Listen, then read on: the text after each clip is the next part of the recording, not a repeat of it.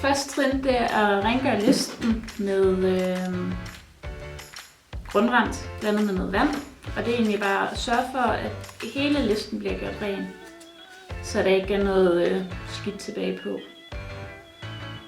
Så tager man sandpapiret, og så er det ellers bare at slibe den let over.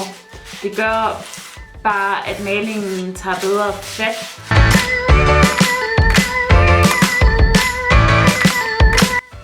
Så for at være sikker på, at der ikke sidder noget små plaststykker tilbage på, når du lige har slebet, så tør den over igen. Vær sikker på, at det hele rører af. Og tør.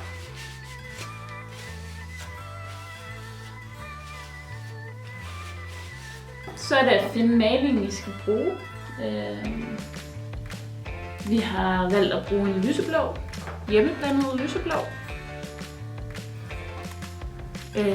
Og så er det bare at gå i gang med at male.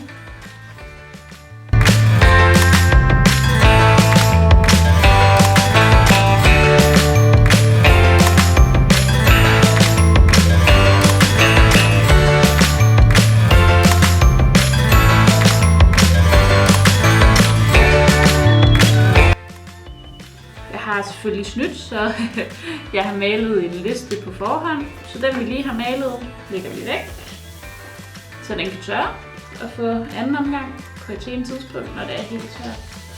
Og så finder vi den anden frem. Som I kan se, første gang dækker det ikke 100%. Det er sjældent, der er noget maling, der gør det. Så der er det ellers bare at gå i krig igen og male den.